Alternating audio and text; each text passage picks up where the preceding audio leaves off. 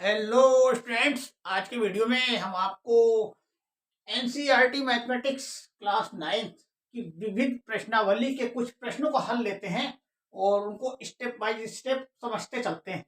वो जो कि संख्या पद्धति पे आधारित है, जैसे कि इसका अति लघुत्तरीय प्रश्न है इसमें, और एक एक नंबर के हैं ये, और इनमें संख्याओं के बारे में बताया गया है, पूछा गया है। संख्या पद्धति में जैसे कि होल नंबर्स हैं, नेचुरल नंबर्स हैं, और आपकी परिमेय संख्या, रेशनल नंबर्स, इरेशनल नंबर्स हैं।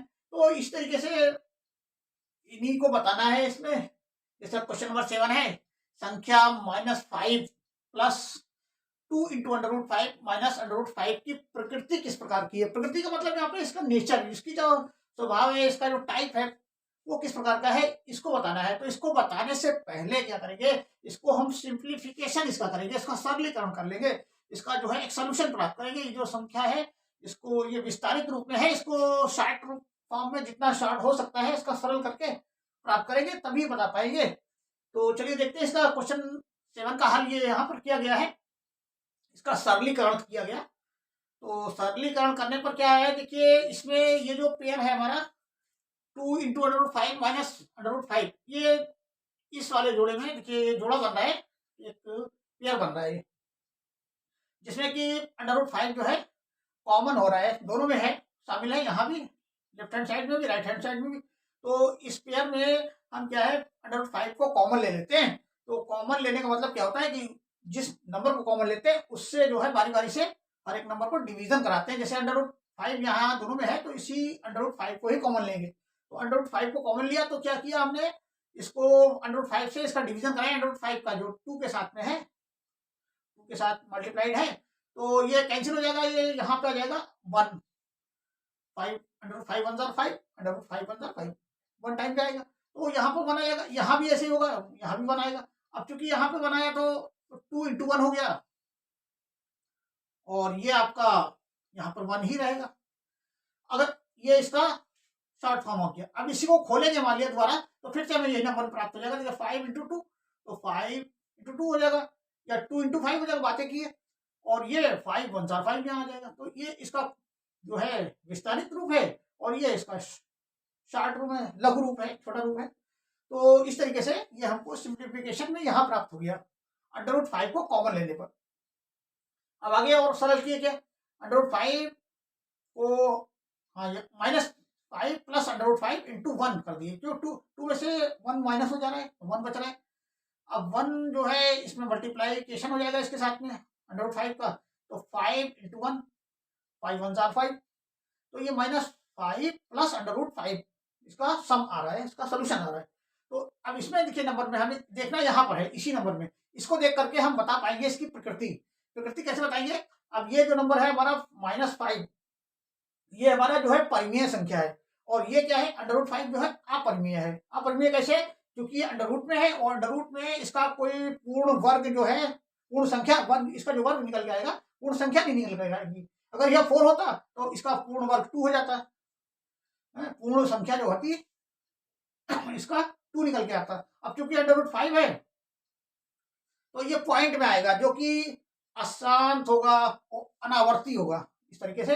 तो ये अपरिमेय संख्या हो जाती है हमारी। तो इस तरीके से, और इसके हमने रूल्स में पढ़ा भी है कि जब भी कोई परिमेय संख्या में अपरिमेय संख्या को जोड़ा जाए या घटाया जाए या गुणा किया जाए या भाग किया जाए, तो जो संख्या प्राप्त होगी इस चारों संक्रियाएं करने पर, उसमें हमें अपरिमेय संख्या ही मिलेगी। चाहे जोड़ेंगे तब भी मिलेगी, घटाएंगे तब भी, और गुणा या भाग करेंगे तब भी हमको अपरिमेय संख्या प्राप्त होगी। जब एक अपरिमेय रहेगी और दूसरी परिमेय रहेगी तब। तो यहाँ पे ये अपरिमेय, ये तो परिमेय है -5, और ये अपरिमेय है। जब इसको जोड़ा जा रहा है तो इसका जो सम होगा वो भी अपरिमेय संख्या ही होगी। इस तरीके से हम इसको कह सकते हैं कि जो संख्या की प्रकृति है उसकी, वो अपरिमेय संख्या रहेगी परिभाषा के अनुसार। अब क्योंकि इसको सम, इसको हल करने पे हमको प्राप्त हुआ, ये यहाँ डायरेक्ट देख के नहीं बता सकते थे। अब इसी प्रकार से क्वेश्चन नंबर 8 है, देखिए x = 7 + 4 √3 हो, तब व्यंजक x + 1/x का मान ज्ञात कीजिए। तो यहाँ पे क्या है कि ये व्यंजक का सम हमको निकालना है, इसका हल निकालना है, जोड़ निकालना है, इसका एडिशन प्राप्त करना है, एडिशन की क्या वैल्यू है। तो यहाँ देखिए जैसा कि इसमें दिया ही हुआ है already x equal to 7 + 4 into √3। तो ये हल इसमें देखेंगे, इसमें दिया हुआ लिख लेंगे पहले x इक्वल टू कोई भी जो क्वेश्चन होता है उसका पहले जो उसमें जो टर्म दे रखी होती है, जो मान दिए रखे हैं, तो उसको पहले लिख लिया जाता है। तो उससे क्या होता है क्वेश्चन को हल करने में आसानी हो जाती है, समझने में आसानी हो जाती है। तो यहाँ दिया हुआ है, तो दिया है x इक्वल टू 7 + 4 इंटू √3। तो ये तो दिया हुआ है। अब निकालना क्या है, अब तुमको बाकी निकालना है क्या, 1/x, इसकी वैल्यू हम निकाल लेते हैं। तो ये हो जाता है 1/x इक्वल टू, तो अब x की जगह पे यही x रख लेते हैं, इसकी जो वैल्यू है 7 + 4 इंटू √3। अब इसको आगे हल करने के लिए, इसका वैल्यू निकालने के लिए क्या करते हैं, परमेयीकरण करते हैं। ये जो संख्या है हमारी, ये 7, ये तो परिमेय संख्या है, और ये क्या है, अपरिमेय संख्या। जैसा अभी बताया गया था यहाँ पर, किसी भी परिमेय संख्या में कोई अपरिमेय संख्या जोड़ी जाती है तो उसकी पूरी वैल्यू जो होती है, पूरा मान जो हो जाता है, वो अपरिमेय संख्या ही बन जाती है। तो ये पूरी संख्या हमारी अपरिमेय है अभी। तो अब इसको क्या करेंगे हम, परमेयीकरण। परमेयीकरण करने का मतलब इसको परिमेय संख्या में या इसको रेशनल नंबर में इनको कन्वर्ट करेंगे हम, मतलब बदलेंगे इसको। तो वही हुआ परमेयीकरण करना। तो परमेयीकरण करने के लिए क्या होता है कि जो संख्या हमारी हर में होती है, जिस चिन्ह के साथ में होती है, उसका दूसरा अपोजिट चिन्ह ले लेते हैं। जैसे यह प्लस है तो माइनस में ले लेंगे संख्या 7 - 4 इंटू √3, इससे इसकी गुणा करा देंगे। तो जब अंश, अच्छा ये देखते हैं, जब गुणा कराते हैं तो अंश तथा हर दोनों में गुणा कराते हैं इसमें। तो इससे होता क्या है कि अंश और हर में गुणा भी कराएंगे, अगर भाग करना होगा तो भाग भी करेंगे, अंश में भी और हर में भी। ये नहीं कि एक ही संख्या में करेंगे, चाहे हर में कर ले, चाहे हर में कर ले, चाहे अंश में कर ले, ऐसा नहीं है, दोनों में करना पड़ेगा। ये नियम है इसका, ये कंपलसरी हो जाता है। जब इस तरह के हमको फ्रैक्शन वाली संख्याएं मिलती हैं और उनमें हमको गुणा करना होता है, तो दोनों में करते हैं, अंश में तथा हर दोनों में, और भाग भी करते हैं दोनों में। इससे होता क्या है कि संख्या जो है हमारी चेंज नहीं होती, परिवर्तनीय नहीं होती, अपरिवर्तनीय रहती है, उसमें कोई बदलाव नहीं आता, संख्या सेम रहती है, वही रहती है। जैसे यहाँ पर देखिए, ये एक सिंपल सा उदाहरण दिया गया है, जैसे 2/4 है, ये फ्रैक्शन है, इसमें हमने 3 से या 4 से 5 से किसी संख्या से मल्टीप्लीकेशन कराएंगे तो हमारा जो नंबर होगा वो सेम रहेगा। जैसे यहाँ पर हम मान लिया 3 से करा रहे हैं, तो 2/4 है, तो ये क्या है, सिंपल होके 1/2 आ जाएगा। अब इसमें 3 से जो करा रहे हैं, तो ये 2 3 6 और 4 3 12 आया। अब इसको सिंपल कर लिया तो कितना आया, इक्वल टू 1/2, काटने में आ रहा है। तो क्या मतलब, क्या निकल रहा है, मतलब लेफ्ट हैंड साइड में जो संख्या है हमारी 1/2 है, और राइट साइड में भी हमको 3 से मल्टीप्लीकेशन कराने पर भी हमको राइट साइड में हमको 1/2 मिल रहा है। तो इसका मतलब क्या, संख्या बदली नहीं, हमारी सेम है। देखिए लेफ्ट हैंड साइड में भी और राइट हैंड साइड में भी सेम संख्या मिल रही है हमको 1/2। तो मतलब मल्टीप्लीकेशन कराने से कोई परिवर्तन नहीं हुआ संख्या में, वो सेम संख्या है। तो उसी वही चीज यहाँ लागू हो रही है। तो यहाँ भी हम जब अंश और हर में जब मल्टीप्लीकेशन किसी नंबर से करा रहे हैं, किसी संख्या से करा रहे हैं, तो संख्या बदल नहीं रही है, संख्या अपरिवर्तनीय है। तो इस तरीके से इसको परमेयीकरण करने पर ऐसा करना पड़ता है। अब ये क्या होता है कि यहाँ पे देखेंगे टर्म्स कौन सी बन रही है। ये जो टर्म्स है हमारी, ये एक प्लस की है संख्या, एक माइनस की, और बीच में इसमें गुणे का निशान है। इसमें जब कोई निशान नहीं होता तो गुणा का निशान बना जाता है। और ये जो टर्म्स है हमारी एक सर्वसम्मिका से मेल खा रही है, जो कि हमने कक्षा 8 में पढ़ी है। a का होल स्क्वायर माइनस b का whole square equal to a plus B into a minus B, इस तरीके से। तो ये यही टर्म्स यहाँ बन रही है। देखिए इसको 7 को a मान लिया और 4 इंटू √3 को b मान लिया, तो ये आपका बन रहा है प्लस में a माइनस बी। देखिए a प्लस बी, तो ये हो गया आपका 7 प्लस √4 √3। इसी तरीके से इंटू a माइनस बी, तो a आपका 7 है, माइनस बी आपका ये हो गया 4 इंटू √3। तो ये इसका जो है विस्तारित रूप है। इसका शॉर्ट फॉर्म में आ रहा है, ये a का होल स्क्वायर माइनस b का होल स्क्वायर, ये इसके इक्वल टू है। तो जब ये इसके इक्वल टू है तो हम इसको भी इसके इक्वल टू का रूप जो होगा हमारा, इसका शॉर्ट फॉर्म में ये होगा। देखिए a square minus B square, तो यहाँ पे 7 का होल स्क्वायर माइनस 4 इंटू √3 का होल स्क्वायर हो जाएगा ये इस रूप में, ये बराबर इसके इस रूप में लिख सकते हैं हम। और ये नंबर जो है ऊपर वाला, इससे 1 से मल्टीप्लीकेशन कराने के बाद हमको यही मिल रहा है 7 - 4 इंटू √3। अब इसको आप आगे खोल लिए, इसको इसको सिंप्लीफाई किए तो क्या होगा, 7 को 2 टाइम्स मल्टीप्लाइकेशन कराएंगे तो ये आपका 49 आ जाएगा देखिए। और ये 2 टाइम्स होगा इसका भी मल्टीप्लाइकेशन, 4 इंटू 4, और √3 का 2 टाइम्स होगा, √3 इंटू √3। तो इस तरीके से ये हमको मिल जा रहा है 49, और ये 4 इंटू 4 हो जाएगा 16 में, और √3 इंटू √3 जो है, जब दो नंबर्स जब होते हैं अंडर रूट में और उनकी मल्टीप्लिकेशन होती है अंडर रूट में ही, तो हमको सेम नंबर मिल जाता है। तो ये √3 इंटू √3 कन्वर्ट हो गया 3 में। तो इस तरीके से हमको ये मिल गया 49 माइनस 48, 16 3 जा 48 ये आ गया। अब इसको आगे सिंप्लीफिकेशन इसका किया तो ये 49 में से 48 माइनस हो गया, आपका 1 बचा। 1 जो है यहाँ पर हर है और हर में 1 लिखा नहीं जाता, तो हमारा जो नंबर है, हमारा जो इसका सम आ गया, वो हमारा सोल्यूशन जो इसका आया वो 7 माइनस 4 इंटू √3 आए। तो इसकी वैल्यू हमारी आ गई 1/x की, कितनी आई, 7 माइनस 4 इंटू √3। तो अब इसको हम उठा के इसमें जोड़ देंगे x में। तो पहले x लिखेंगे, देखिए x प्लस 1/x, तो x की वैल्यू तो यही होगी जो यहाँ पर 7 प्लस 4 इंटू √3। अब 1/x की वैल्यू हमारी यहाँ निकल के आ रही है, 7 माइनस 4 इंटू √3, तो ये यहाँ लिख लिए। अब ये प्लस बीच का ये अपनी जगह पे है।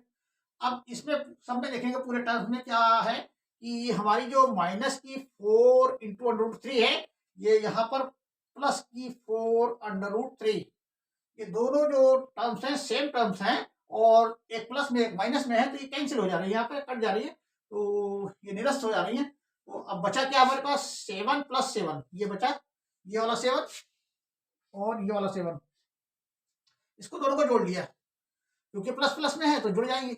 अगर ये भी माइनस प्लस में होती तो ये भी कट जाती, तो ऐसा नहीं है। तो अब यहाँ प्लस प्लस है तो ये इसका मतलब ये 14, इसका जो सम आया हमारा ये 14 आ गया इस तरीके से। तो इसका हल प्राप्त हो गया। अब इसी तरीके 9 वाला देख लेते हैं, क्वेश्चन नंबर 9।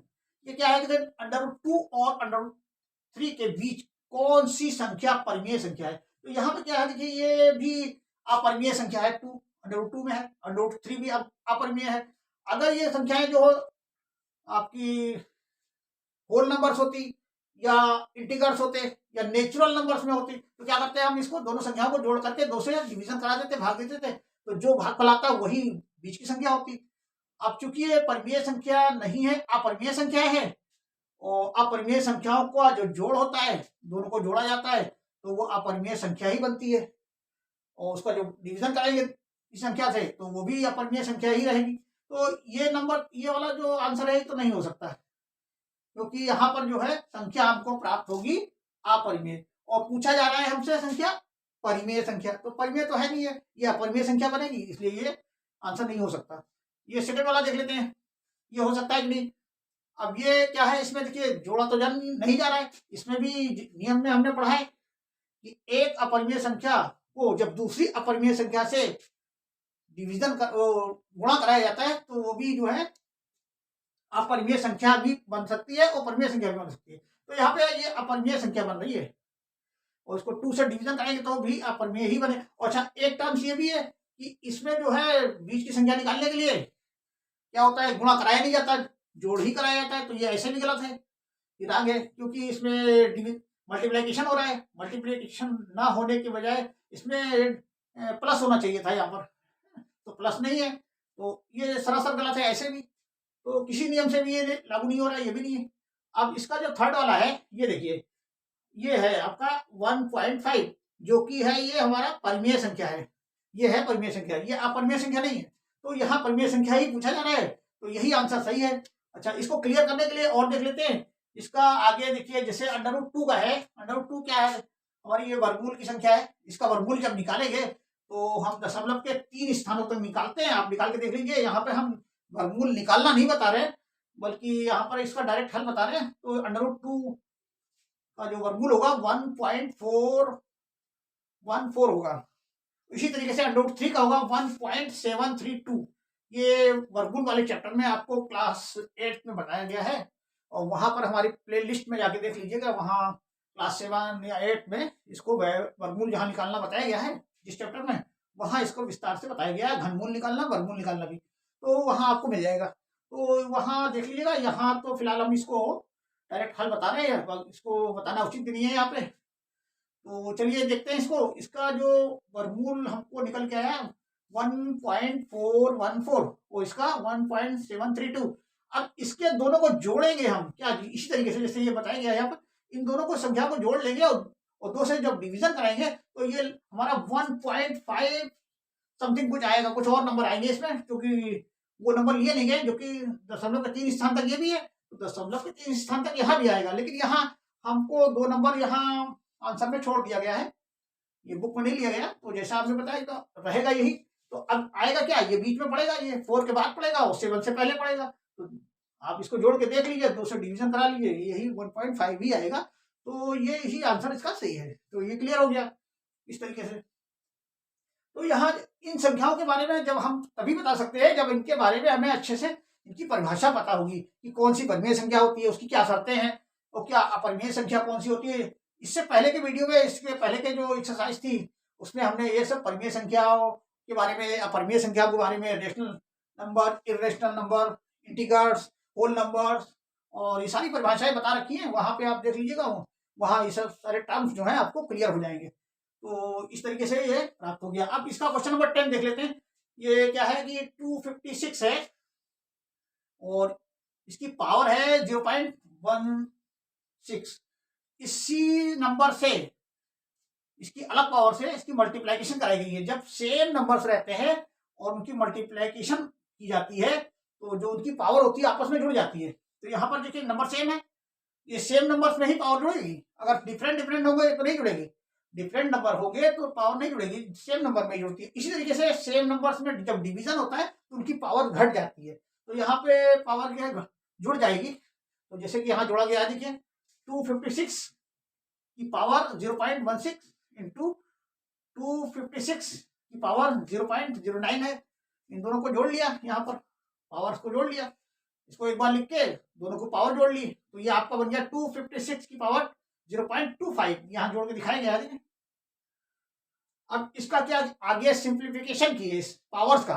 तो पावर को क्या है, डेसिमल हटाने के लिए इसको 2 डिजिट इसके डेसिमल हटेंगे। देखिए एक तो यहाँ से ये आया 2 से यहाँ, फिर एक बार और जाएगा, 2 अंक घटेगा तो 2 अंक उसके नीचे लाइन खींच के हम 2 जीरो बढ़ा लेंगे और एक 1 अपनी तरफ से लगा देंगे, तो ये हो गया 100। तो जितने टाइम डेसिमल हटता है उतने जीरो नीचे बढ़ा लेते हैं। तो ये आप इसको सिंप्लीफाई किया तो 25 1 जा 25, 25 4 जा 100, तो ये आपका 1/4 आ गया। ये 256 की पावर जो आ गई हमारी 1/4। अब ये देखिए 1/4 का मतलब क्या हुआ, यहाँ ये देखना है। देखिए जैसे 1/2 का मतलब होता है हमारा वर्गमूल, 1/3 का मतलब क्या होता है घनमूल। इसी तरीके से 1/4 का जो अर्थ होगा आपका मतलब होगा वो होगा इसका फोर्थ मूल होगा। फोर्थ मूल है तो फोर्थ मूल का मतलब वर्गमूल में क्या होता है, कोई संख्या की 2 बार गुणा कराई जाती है। घनमूल में क्या होता है, किसी संख्या से 3 बार गुणा कराते हैं तो वो संख्या प्राप्त होती है। तो यहाँ पर इसी कोई भी संख्या ऐसी होगी जिसको 4 बार गुणा कराएंगे, 4 बार आपस में गुणा कराएंगे तभी हमारा 256 मिलेगा हमको। तो वो नंबर हमारा मिलेगा हमको। इसका सिंप्लीफिकेशन करेंगे नहीं, इसका हम करेंगे वो फैक्टराइजेशन करेंगे। फैक्टराइजेशन जब कर लेंगे, गुणनखंड करेंगे, तभी हमको उसको पता चल जाएगा कौन सा नंबर है वो जिसमें कि हम उसको 4 बार गुणा कराएंगे तो हमारा 256 मिल जाएगा। तो वो नंबर हमको मिलता है 4। 4 इंटू 4 इंटू 4 इंटू 4, ये 4 बार कराए तो 4 बार जब कराए तो इसको 256 हमको मिल रहा है। अच्छा ये जितनी बार कराए इसको भी पावर के रूप में लिखिए आगे, 4 की पावर 4 ये बन जाएगा, 4 की पावर 4 और आगे इसके बाहर 1/4 पावर पहले से है। अब पावर की पावर से मल्टीप्लीकेशन हो जाती है। जब इसका आगे सिंप्लीफिकेशन करेंगे, इस ब्रैकेट को खोलेंगे तो ये 4 इंटू 1/4 हो जाएगा। देखिए यहाँ पर ये है 4 इंटू 1/4, इसको पावर को बाहर निकाल लिए तो इसकी मल्टीप्लीकेशन करा दिए तो ये हो गया 4 1 जा 4, तो 4 की पावर 4 1 4/4 हो गया। तो 4 जब सेम नंबर्स होते हैं हर और अंश में तो उसका जो वैल्यू होती है वो 1 ही होती है। 1/1 का मतलब 1, ये 1 लिखा नहीं जाता नीचे, तो ये आ गया आपका 4 की पावर 1 जो कि लिखा नहीं जाता। तो किसी भी संख्या पर जब पावर 1 होती है तो वो सेम वही संख्या ही होती है। तो ये इस पर 1 पावर है तो इसलिए 4 ही रहेगा ये। तो इसका हमको ये सोल्यूशन मिल गया 4, यही इसका आंसर है। तो इस तरह से आज के वीडियो में बस यही तक रखते हैं और आशा करते हैं कि आपको ये चरणबद्ध तरीके से स्टेप बाय स्टेप आपको समझ में आया होगा। और वीडियो समझ में आता है तो लाइक करिए, चैनल को सब्सक्राइब करिए, जिससे कि नए नए वीडियो आपको आगे मिलते रहें। धन्यवाद चिल्ड्रन।